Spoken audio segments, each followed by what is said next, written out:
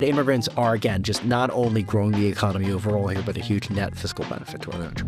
Welcome back to 72 and Sunny. I'm Scott Peters. Let's jump straight into part 2 of this interview. All right, let's look forward. Let's talk about some of these tropes you hear. Let me state them to you fairly.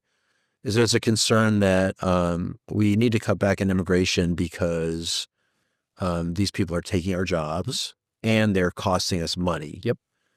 You got research on that. What do you want to say about that? Yeah.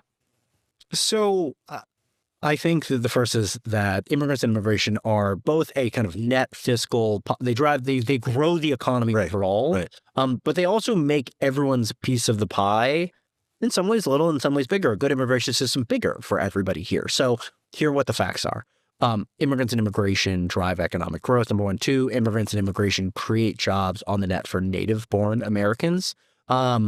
So why is that the case? Yeah, so that work, right? The way that works is that immigrants to the United States, and it's different in other countries, but in the United States, tend to fill kind of one of two different parts of jobs there. So first off, immigrants come to the United States because of their age, tend to be in the working pool here. They tend not to be really young, under the age of 18, and they tend to not be really old, where they're already retired here. They tend to either be filling jobs through which there is, they're really high wage jobs, high education, then those jobs are really big net job creation things. So they are studying in American university here, they're coming in here, and they are just really big economic multipliers. So think of that as somebody who, they're coming to study at, the University of California here, and they graduate and they're going on and they're becoming a doctor, researcher, filling a job here, and that's creating more jobs there. But also at the lower wage levels, they're filling jobs where, one, there's labor shortages, but two, when people who, and they often are filling jobs where in some cases English isn't as required, that creates economic activity that has like three really positive benefits. Number one, they tend to be in places where you're filling jobs where then Americans born in the United States can move up the economic ladder, where often a little bit more education to start or a little bit more English proficiency, it allows Americans to get a better job. Number two, often they're filling jobs where they're allowing people to work more. So think childcare, for example. So if you want to allow particularly women to work and flourish and grow their careers and do this here, we don't have a childcare workforce in the United States that doesn't involve. One of the reasons it's so expensive, we don't have enough people to do that. That's right. And we are making it harder here. More expensive. That's right. And then the third is just you are bringing in people who are, by their very nature, regardless of education level, entrepreneurial, incredibly, the very active immigration is really hardworking here. Right. So that is just like why we are not just growing the economy overall, but we're creating positive wage growth there. And again, like that is kind of immigration overall. We want to build a better immigration system that works there. Couple of other. What about like the doctor example? Explain why that doctor's not taking American doctor's spot. We don't have like a fixed jobs tree in this country, right? I mean, if you look around here, like we're in California, so pick your like really large random, tech company, and there's a 50-50 chance here in California that if they grew to be over $1 billion, it was founded by an immigrant or a refugee or the child of an immigrant or a refugee. Okay. So those are companies that either wouldn't have been created, or they would have been created someplace else, or they would have been slower. That is like how economic job creation works. But also think about the person who is coming to the U.S., and in the doctor, they're coming here, they're going to be filling, like we don't have enough doctors and nurses in this country. They're working in a rural community and they're having a healthier community there. But also think about the small entrepreneur, for the restaurant owner, like that restaurant either exists or it doesn't, and then they can hire more people and tighter, it is there. And often you hear things like, I'll just like use the examples that people use. Oh, we need if we slash immigration, we're going to have like a tighter labor market. Okay, well, like we've slashed immigration in the United States last year. Yeah. So here's what's happened, just to be very blunt. Native-born unemployment has gone up. Native-born unemployment has gone up faster than it has for people born outside the United States. It's not the growth. Yeah, and wages have slowed with native-born employment. So when you slash immigration, it not only has unemployment consequences that are really bad, but immigration restrictions / wage growth, not just overall, but for native-born Americans here. Someone told me a few years ago, I was talking to a company, we have a lot of high-tech companies. Yeah. They were saying we need a lot more engineers, and we'd love to hire them out of American universities, but American universities are only producing about 50% of the engineers we need. Yeah. We need immigrants. And if you don't bring them here, if you don't bring the brain power on shore, it goes someplace else. That's right. And or the example I often think about are it's not here in San Diego, but there was these huge public sector investments that basically said, we are going to build the next generation of clean energy technology, right? Battery manufacturing in the last administration. And they said, we're going to actually build it in a lot of red states here. And you found yourself in a situation where there was an immigration raid at a Hyundai plant in I remember that, Georgia. This was the biggest story in South Korea for like 6 weeks, okay? So basically, so here's what happened. Hyundai, huge multinational corporation, doesn't want to invest in the United States anymore, huge capital. They want to bring in fewer highly educated people to the United States. People who are living in those communities who are born in the United States are going to have way less of a tax base, way less economic growth. Also that we could, as a country, be cruel to 100 or 200 Central Americans who are working construction at this site here. And if you back out from there, and I just think like across wage levels in this, people fill different roles, and they do this here, but pulling people out of the workforce, has historically been a really terrible idea. My best example for this, and it sounds somewhat ridiculous, is when you hear people say, if we deport 10 or 15 million people, there's going to be all these jobs here.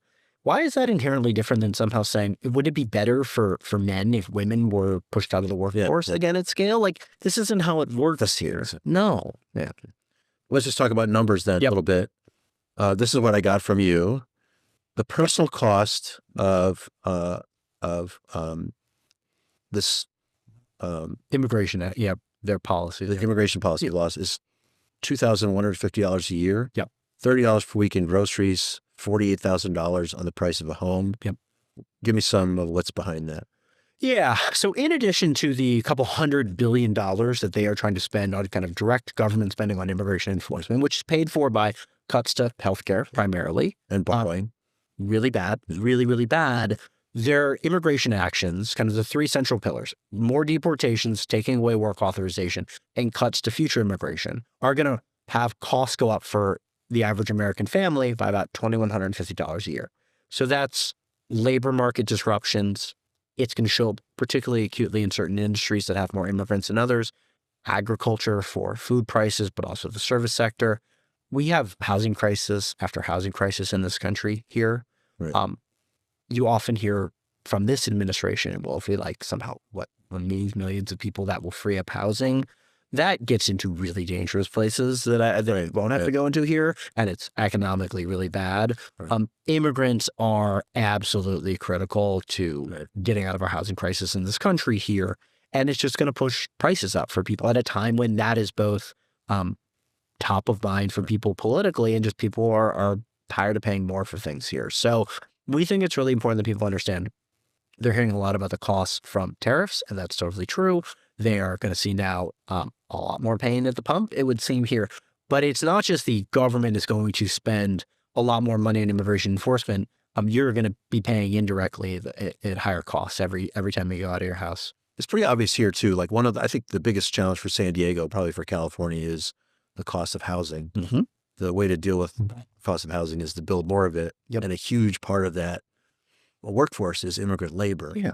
You just take those people out, it's going to make it more expensive. That's where you get $48,000 more on the price of home, because the labor that you do put in, you're going to have to pay more. Yeah. And I think people should understand immigrants are both consumers and they are producers in the economy here. So it's not, like if you have immigrants coming to the United States, like they will be competing for jobs. Yes, that will drive up wages. That's good. That's great. That's fine.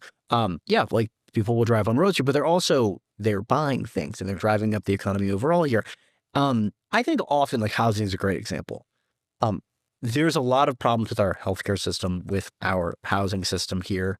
People have problems in their marriage, and too often with this administration, it's like immigrants are the problem here. Like immigrants are, I like you, yeah, exactly. And like you just, I joke about the marriage thing, but like I actually don't think we're particularly far away from, instead of having a conversation about like, are there phones in schools, and is that making it harder for kids here? Just immigrants are the problem that they always keep pointing back. Also, immigrants pay taxes. I mean, people have this misinterpretation of that. Well, so talk about that too. I think it's really important to understand that immigrants, whether they're undocumented, whether they're they both are paying taxes. But they're often paying taxes for programs that they can't benefit, like Social Security, here, and they pay into Social Security. They're one's working. And they can't get it because they're not.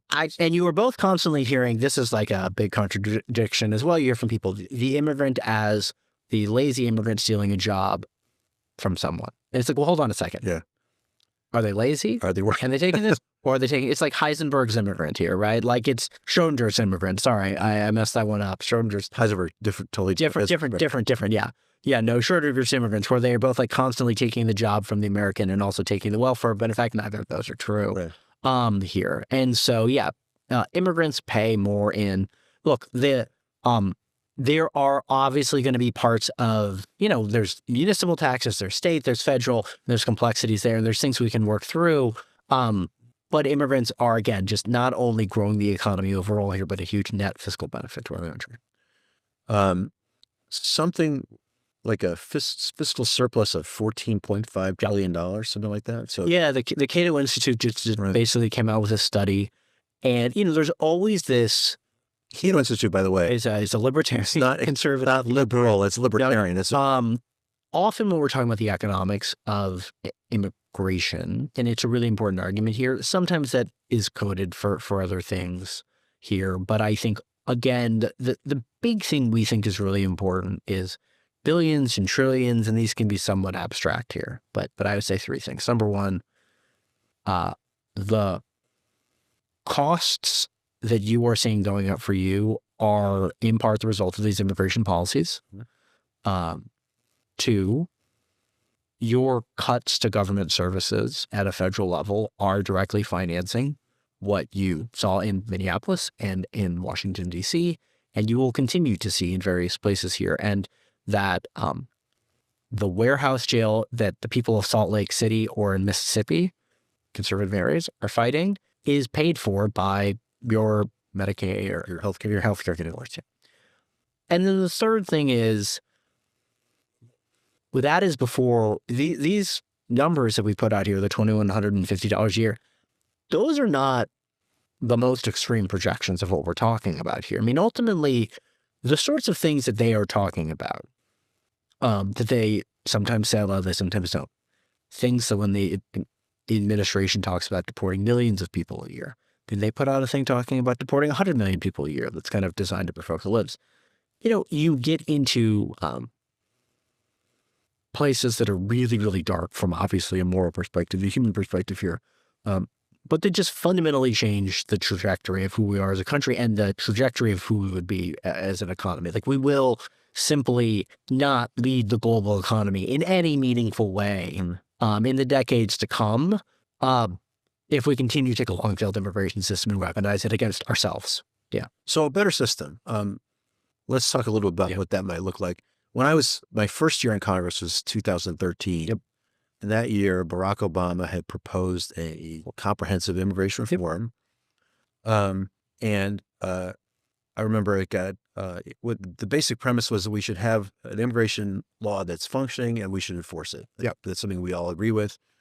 It provided, you can describe what it provided. It provided the permission for people to come in. Yeah. Provided a way for people to earn their path to citizenship, not for free, who are here and working. And then provide, I think, $25 billion for security measures. It's a pretty substantial bite for Democrats to take at that point. Yep. But it got 68 or 69 votes in the Senate. Yep. Very bipartisan. And then Speaker Boehner, who otherwise was a reasonable guy, wouldn't let us vote on it in the House. And subsequently said it was his big regret. There's a lot of my big regret was on this issue. I feel. Yeah. So what was the idea? Yeah, Bill, I imagine those principles still hold true today. Yeah. What we would look for. Yeah. What are we looking for in the right? What are the components of the correct immigration system for the country? So there was this, starting in the mid-90s, the last big immigration bill was actually in 1996, and it put a lot of really harmful restrictions in place that basically created kind of the modern undocumented population, which you've mentioned.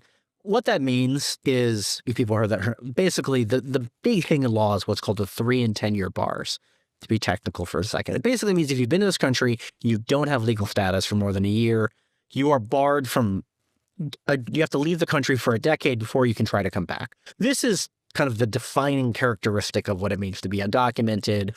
People would say here illegally, use other words, unauthorized, but this happened in the 1990s. And then there was this effort to be like, how do we get out of this? President Bush committed to doing this. It ended up being a second-term priority. And there was this effort under Senators McCain and Kennedy in 2006, 2007, called Comprehensive Immigration Reform. It then came back in 2013. There's kind of these 3 pillars that people talk about, 3 stools of this approach. The first is we should change our legal immigration system so that it makes sense for today's economy. It matches the needs of the economy. Exactly. And so either we will expand the number of people who are coming through what's called employment-based pathways, so a visa tied to a job, green cards tied to a job. Or student visa. Yeah. Basically, we're changing the legal immigration system, which had only been modestly upgraded and updated since 1965. So the idea is people will come legally in the future. The second part of that is that it will be, at that time, much more physical, kind of more border patrol, more kind of ports of entry, screening technology, some physical infrastructure like walls, things like that for the border. The third was a pathway to legal status or citizenship that people could go through, meaning if you've been here for 7 years or longer, 5 years longer, you can pass some sort of a background check. You then go through basically another decade here of a liminal status. You get a work permit right away. The path to citizenship is like a long road. Long. And just to say, I mentioned talking to someone, again, who came here in 1989 the other day here.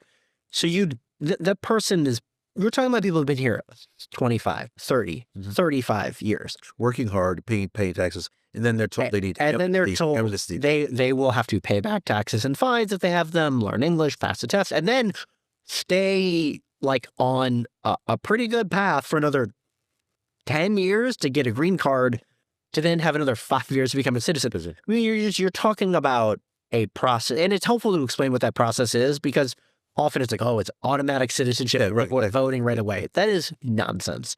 You're talking about people who've been here on average, I think, 17 years at that time here, and they're getting another 15 years before they're citizens in a lot of cases. It's faster for dreamers, but I think one thing is the process. It doesn't subject them to being elite. That's just the important. It's like right away there is that certainty and dignity that people have, so they can work legally. They're on a level playing field, and also they can drop their kids off at school and not worry that a broken tail light is going to lead to deportation. So that is it was both a political construct and compromise and a policy compromise, right? It was the idea of a grand bargain that says we are going to do a legalization process, a citizenship process, a legal status process. We're going to fix the legal immigration system, because a failed legal immigration system is the most underappreciated thing. It's really, really hard to come to the United States, actually. And then we're going to have more physical security at the border. And that got close. And it didn't get done, and it didn't get done because there were House Republicans who, I think were, it's a lot of what we've seen under President Trump. In what has happened over, I think under President Bush and President Obama, is a lot of the voters for whom opposition to immigration, intense opposition, kind of concentrated more within the Republican Party. We had this sorting system that happened here. And then Speaker Boehner didn't think he could put it up. He said, I'll put it up, really going back here, after these primaries are ended. This guy, Eric Cantor, who was the number 2 loser. Well, that's right, yeah. And this is one of these things that, gets lost to history, but that was it. knows whatever. No, yeah. And then in conventional wisdom, it's So Eric Cantor was the number two, number 3 Republican. who was, just to be clear, the guy blocking immigration reform from happening. Yeah, it's what But ironic. because he once upon a time said something nice about Dreamers. Yeah. He was in Virginia. He was in Virginia. Lots to a conservative guy. That's right. Memory. And this was, this is a little bit like a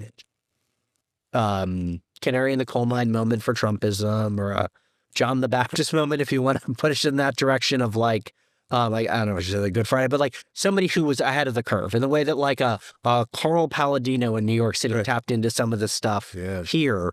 This guy named Dave Bratt, who's subsequently gone. Lost to my friend who's now the governor of Spanberg. Exactly. We're very happy. He's doing a great job on it, of some immigration stuff. And we are, I think that where these things like conventional wisdom hardens, and who knows if it would have happened. I do want to say that there's a lot of friends of mine who think it wasn't going to. So how do you how do we change the politics? Right. I did see a story I thought was kind of illustrative early on in this mass deportation of this woman in Missouri, really conservative town in Missouri. Yep. She was an Asian American immigrant. She'd been here for like a week. No, she'd been here. I mean, they deported her and the people loved her in the town. They said, "What are you doing?" And so we know that people have this sort of conceptual idea of awful immigrants, and yet the ones in their town that they know are fine. So we do a lot of work around it. Like the way I think about this to show you highly current. I mean, the way I think about it is there are things in life where there's policy fights we're trying to win or we're trying to stop. We want to make sure that people keep DACA, like the program, and we want to stop Congress from passing really bad laws. Yes. The second thing is when there's like an individual injustice in the world, it is important to be like, that is bad. This is why it's bad, and here's why it's happening, what you can do about it. And so in this case, I also think you find yourself where like, I'm not surprised. There's some details that I don't know about, but I'm not surprised by what Trump is doing. I saw the mass deportation now signs. I've read what these people have put out for a long time. I remember back when Jeff Sessions was leading the anti-immigrant movement, and now it's infused in other places and all these things.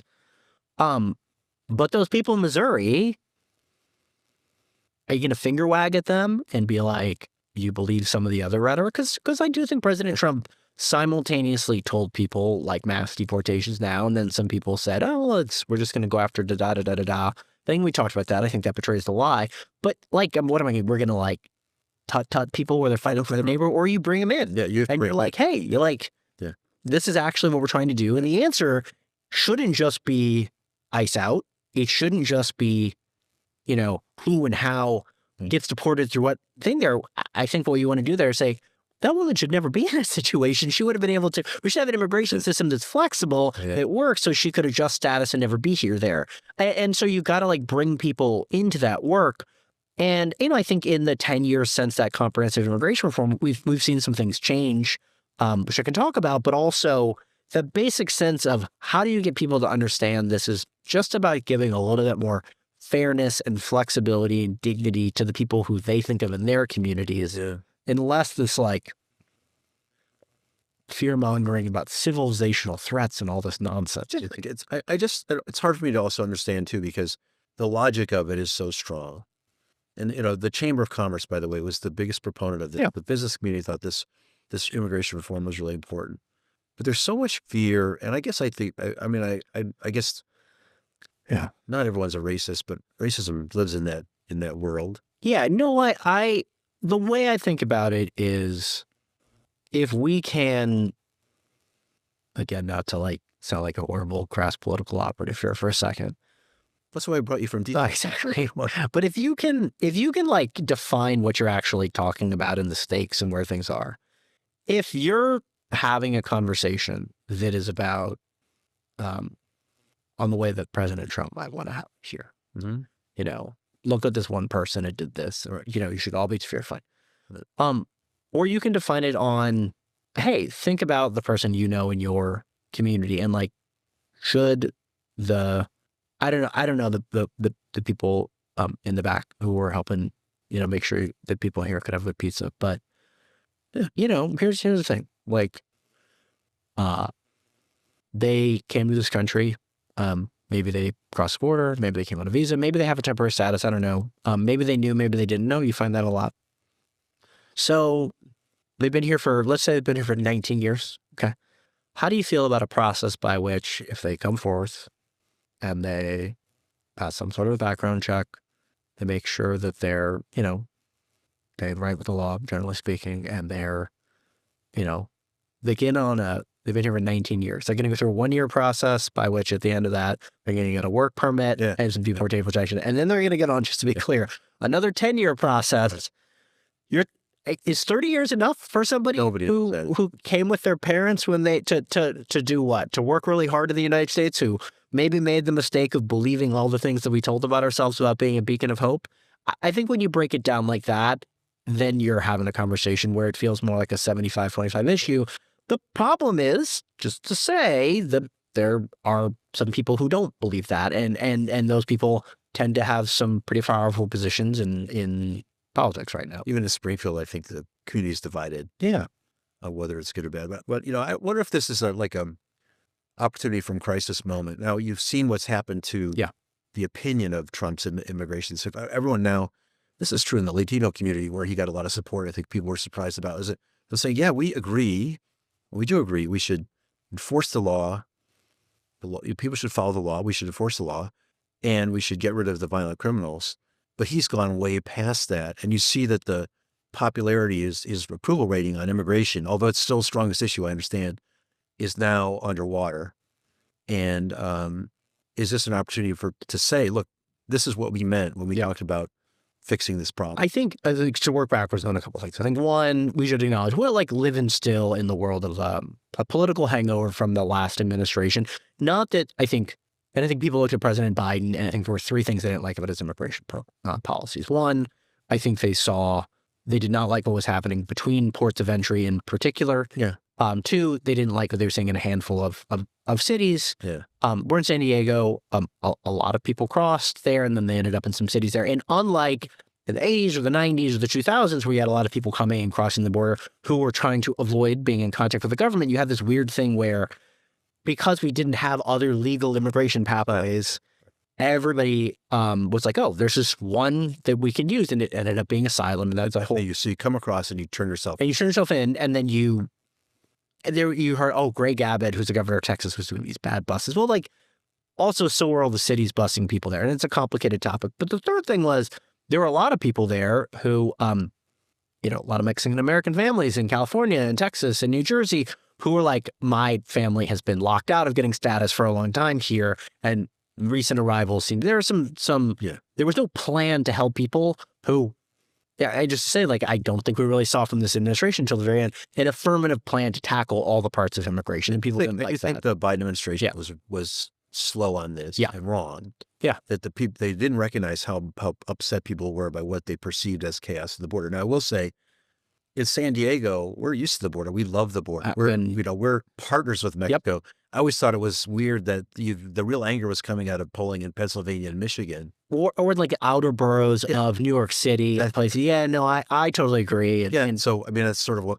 Right. It's also I think but just to say, Biden got this wrong. He did. And I think we tried to acknowledge that at the beginning, that we want, I think Democrats largely agree we should fix the immigration system, and once we fix it, we should enforce the law in general, right? Well, what we should do is we should take that energy, and I'm not saying that everybody, when you go to your No Kings protest, should show up with a big policy compromise sign there, but for those of us who are working on policy, we should be taking that energy and channeling it into something that goes a little bit like this, I would say, which is we have a long-failed immigration system.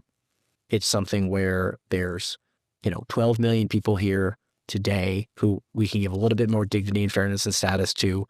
We can fix our immigration system so people come legally in the future in a secure and orderly process here. And that way we don't get into the situation in the future. Right. And to me, that's the thing. Is I don't want to be back here in 8 years where it's due process is really important.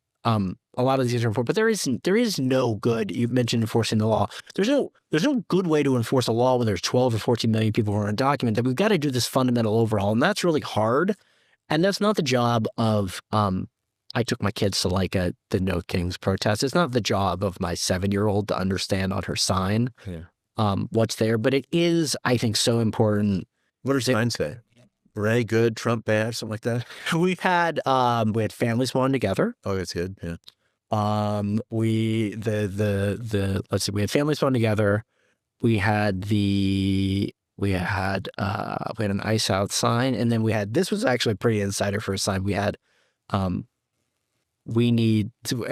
this is because of your funding fight. It was, we need $75 billion for healthcare, not for ICE terrorizing communities. So just to say, I'm not, so, you know, I will say that was a pre-printed one there, but, that message, I will say, for those of you who are watching, how many want to talk about it, it is really important to actually point out a lot of this is about the issue, but a lot of it's about priorities. And I think one of the things that Democrats in Congress have done really, really well in this last fight, and I don't say that lightly always, is explaining to people it's not just what President Trump is doing is in and of itself wrong. It is that he is prioritizing this horrible agenda at the cost of basic health care and a basic, fairness for working class people there. So, but I think to go back here, we should be thinking about how do we take this energy, how do we put forth a vision there, and explain at the core an orderly system, but also let's not just talk about who and how people get deported here. Ultimately, I think one thing we can all do better is constantly explain to people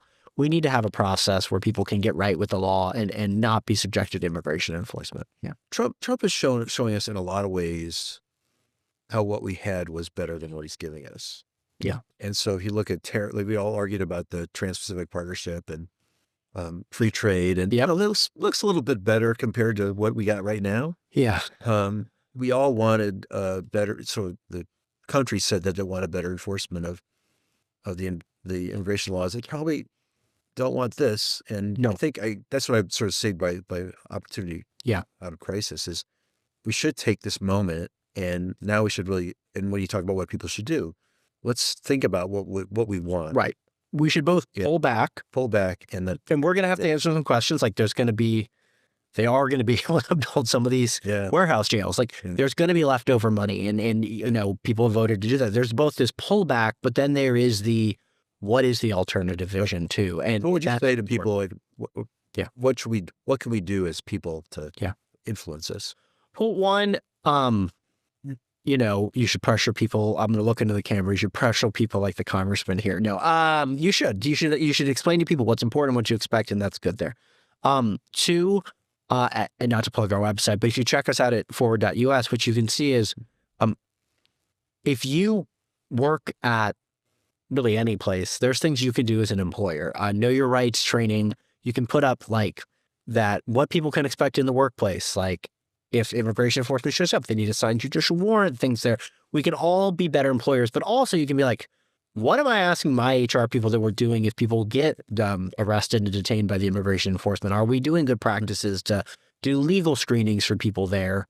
I think how you vote is as important as anything. If you can vote, is so important there. And then I would say it's really important to just not get caught up in the debates that everything bubbles up to these existential civilizational fights. I mean, I think it's really important when Liam Ramos was this 5-year-old kid who had the money hat, and I had somebody reach out to me on text message, saw a media hit that I did, and somebody I went to high school with, and they were just trying to pummel me with these facts, and I read this and the government did this, and I was just I started to be like, that's not true. Yeah. And then and I was like, hold on. I was like, I can do the 14 rounds here, but even if you're right, 5-year-old kid. He's a 5-year-old kid. Yeah. So can we just say, it's hard, but can we change the system? And so can we do all this work to get out of this moment that we're in and get into a moment where we can actually decide, but we have a governing moment ahead of us if this is a thing that we're going to fix. And that's true for at a federal level, but mayors and governors and county execs can do all this. So, yeah. I do want to say, I think the cell phone was really important. Yes. People in Minneapolis responding in that way was remarkably profound and had a big impact, right? And look, the people who are showing up at the courthouses at 2600 Plaza in New York City, at Home Depots, this is like an all power to the people sort of thing. But I do want to say also, and I really appreciate what you did, members of Congress showing up to The detention center. centers, these ICE jails, is so important. It draws so much attention to it. Right. And that has happened so much more. And so I think there will hopefully come a time when we are like negotiating the big fine lines of these things. But in the meantime, we can all show up for one another and just draw attention to it there. And having your city council person, your member of Congress, your mayor show up and draw attention to this is so important. I'd say also two other things. I think anything we can do to talk to people who disagree with us, not just an elected office, but everybody, just trying to remember that we all, like we've had a conversation where I think when you laid out what the right immigration policy would be like, I think that 85% of Americans would say that's the right thing. So that's one thing, is sort of have those conversations to sort of de-escalate the problems with our neighbor. But also when you pick an elected official, this is not meant to be anyway self-serving, but it seems to me that sometimes we forget you're filling a job and we think you're filling a movie role. Yeah. And you pick someone who says he's going to fight for you or she's going to fight for you. What you get is fights. Just think about someone who's going to solve a problem and who could sit down with people that they disagree with and come to a resolution, because we don't need more speeches to our own people. No.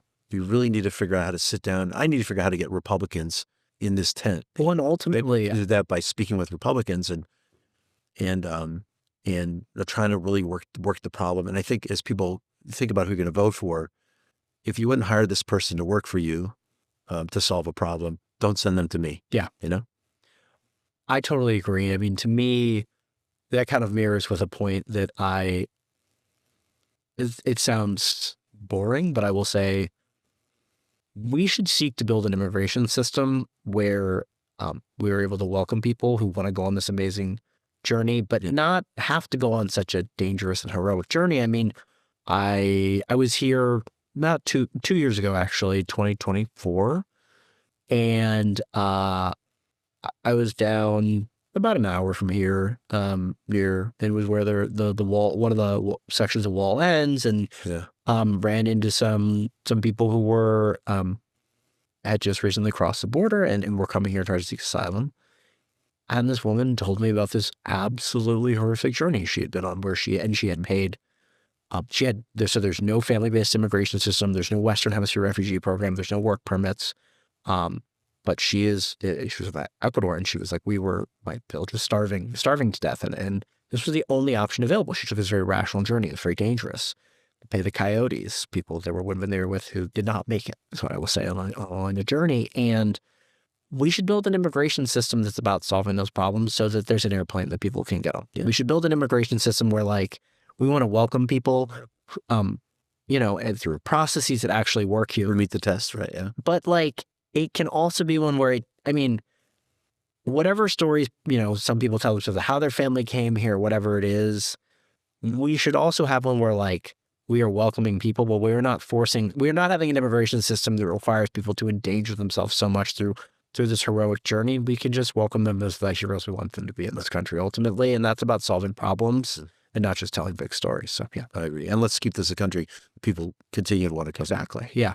Todd, thank you so much. This has been really great. I really appreciate the time. This is very generous of you to come to San Diego, and thanks for all the work you do. And if people want to check out what Todd's up to, it's FWD, capital F, capital W, capital E.US.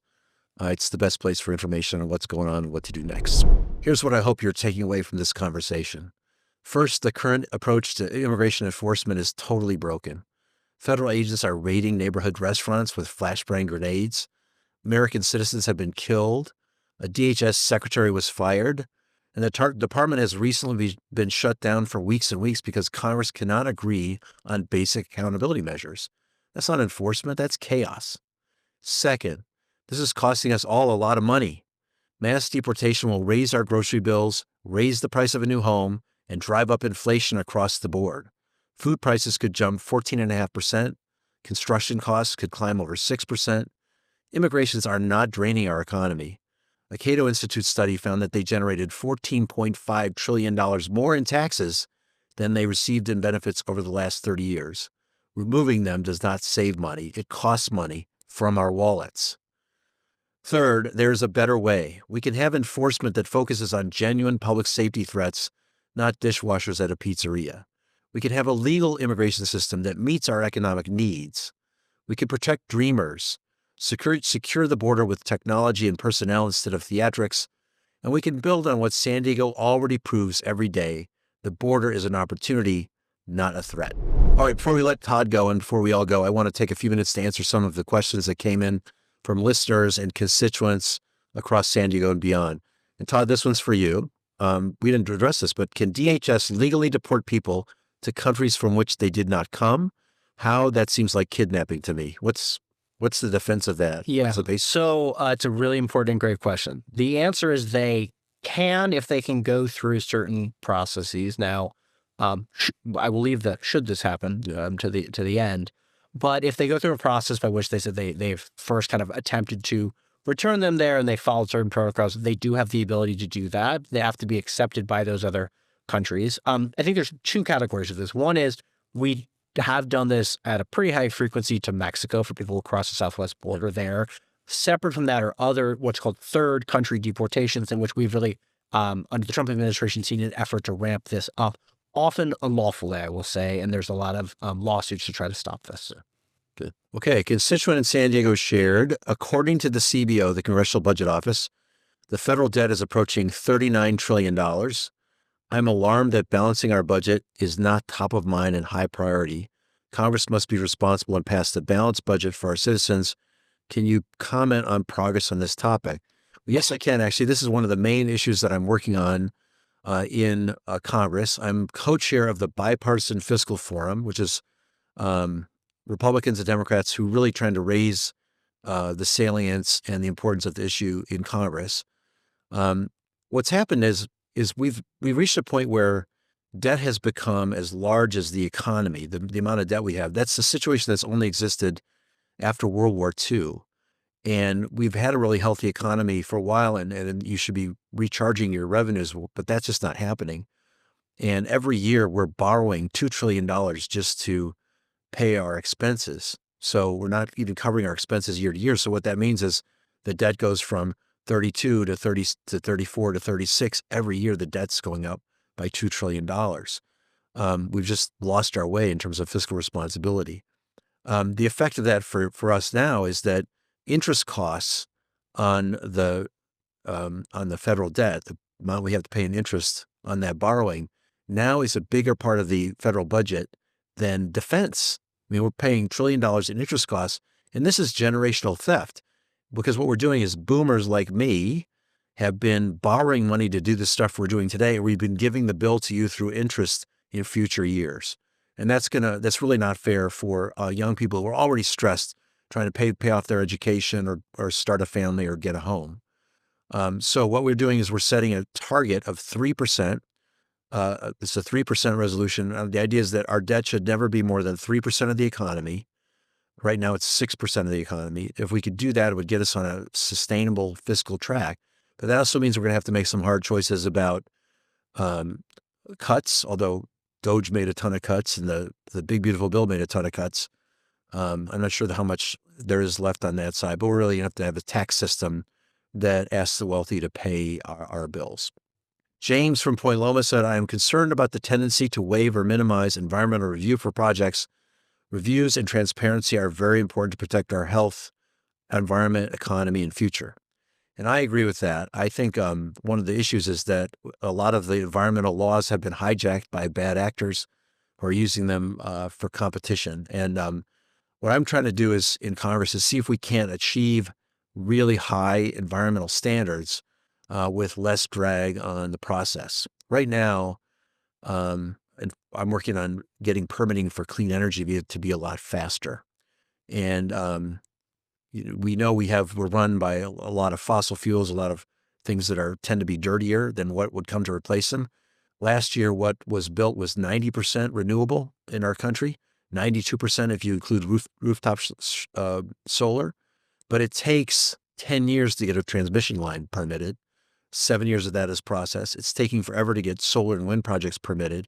They will replace dirty energy. And so I think speed is really important calculus when we determine what we're going to do about environmental review. In the 1970s, when NEPA was first passed, the National Environmental Policy Act, the environmental imperative was to stop bad things from happening. Today, it's different. Today, climate activism, climate action is about building stuff. Offshore wind, utility scale solar, transmission lines, hydrogen pipelines, all that stuff takes permits. And the slower we do it, the slower we will be to transition to a cleaner economy, the slower we will be to deal with our environmental challenges. That's why we have to modernize these laws, but make sure that they're effective in getting the public the information that it needs. I'm Scott Peters, and this is 72 and Sunny. If you like what you hear, subscribe and follow wherever you get your podcasts. See you next time.